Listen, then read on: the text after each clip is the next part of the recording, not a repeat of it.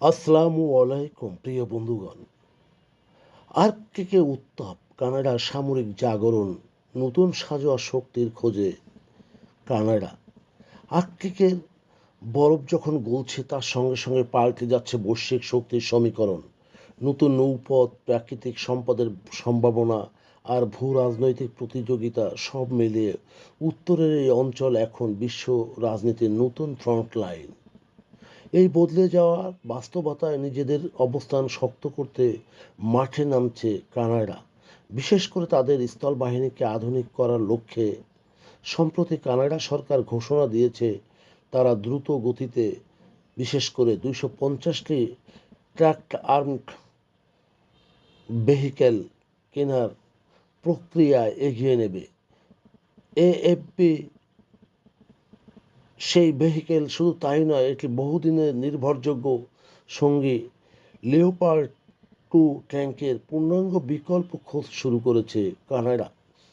প্রতিরক্ষা বিশ্লেষকদের মতে এটি কেবল রুটিন ও আধুনিকায়ন নয়, বরং আর্কটিককে ঘিরে বাড়তে থাকা চাপের সরাসরি এক ধরনের প্রতিক্রিয়া। রাশিয়ার রাশিয়ার আর্কটিকে উপস্থিতি চীনের নিয়ার আর্কটিক স্টেট হিসেবে আগ্রহ দেখানো, সব মিলিয়ে পশ্চিমা বিশ্বকে নতুন করে ভাবতে বাধ্য করেছে। বরফ সরে যাওয়ায় সেখানে বাণিজ্যিক জাহাজের সমাগম বাড়ছে। এই প্রেক্ষাপটে কানাডার মতো দেশের জন্য আধুনিক, নির্ভরযোগ্য এবং কঠিন পরিবেশে কার্যকর সাঁজোয়া বাহিনী থাকা কৌশলগতভাবে জরুরি। তবে পরিকল্পনা বাস্তবায়নের মাঝে আছে বড় ব্যবধান। নতুন সাঁজোয়া যান কেনা মানেই বাজেট বরাদ্দ নয় শুধু, সেখানে রয়েছে প্রশিক্ষণ, সক্ষমতা, শৃঙ্খলা, অবকাঠামো ও দীর্ঘকালীন রক্ষণাবেক্ষণের প্রশ্ন। আর্কটিকের চরম আবহাওয়ায় এসব যানবাহন কতটা কার্যকর ও টেকসই সেটিও বড় প্রশ্ন।